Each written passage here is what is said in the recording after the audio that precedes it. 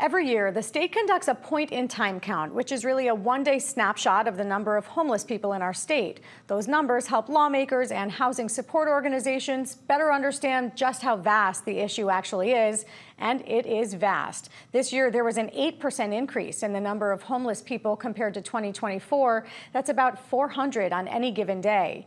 Well, last week, President Trump addressed the issue with an executive order instructing law enforcement to arrest or institutionalize homeless people dealing with substance use or mental health disorders, and to end programs that focus on housing first, calling them a failure. Rich Uniacke is the president of Bridges Outreach that works to connect the unhoused in Essex and Union counties with affordable housing. He's here now to talk through the numbers and the latest in the federal guidance. Rich, so great to have you here in the studio with us. We do see a pretty stark increase in the number of homeless and unsheltered people that came out of the point-in-time count. Do you understand why we're seeing these stark increases? Oh, absolutely. Thank you, Joanne. Yeah, I mean, it's an affordable housing crisis and fewer resources to prevent homelessness. Rents keep going up. There was a recent study showing that New Jersey is the 7th least affordable state in the nation, and to afford a 2-bedroom apartment, you have to make $90,000 a year. There are a lot of people who fall into a category where their housing is not going to be stable. And that's really what we're seeing, is a flood of people whose living situation becomes untenable or they can't afford the rent. We've also seen an executive order that just came from the Trump administration that's really pointing to folks who are homeless or unsheltered as a result of mental health issues or substance use challenges.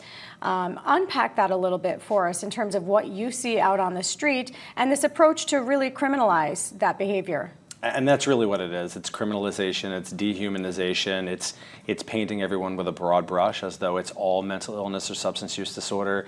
In the 7 years I've been with Bridges Outreach, more often than not, I've seen mental illness come about from the trauma of experiencing homelessness, right? Not driving people into homelessness. The top causes are still in New Jersey and across the country: eviction and being asked to leave a shared residence, breakup of a household, right? So when you force people into institutional settings, when you basically criminalize anyone for the experience of homelessness and the biological imperative to sleep, you're really doing everybody a disservice. And regardless of whether you think that it's inhumane and it's not the right thing to do, I guess one of the bigger problems with it is that it's so incredibly expensive to treat it this way.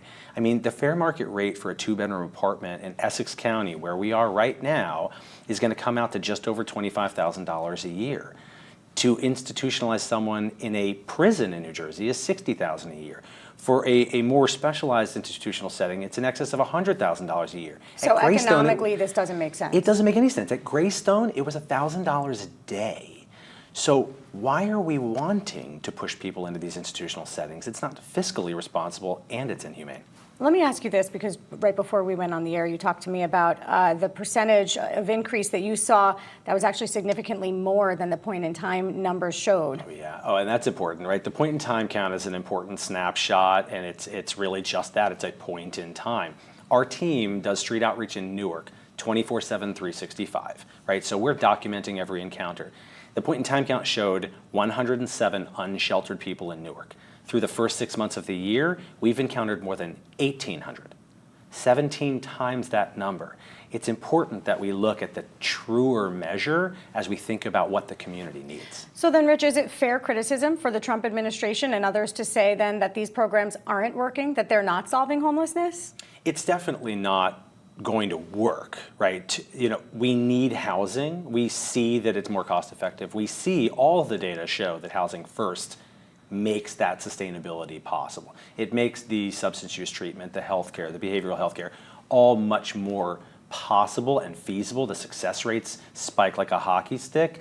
And we need affordable housing. That's the bottom line, and we need the Affordable Housing Trust Fund. With just the short amount of time that we have left, do you think that this executive order from the president will lead to more municipalities writing their own laws that allow the jailing, the institutionalization of people who are experiencing homelessness? I'm afraid that it will, and I believe that their hands are being forced. There's just too much money at stake, and that's really what I think they're counting on. Thank you so much for the work that you're doing out there in the community and for highlighting it here with us. Rich Uniacke, president of Bridges Outreach. Appreciate it. Thank you, Joanna.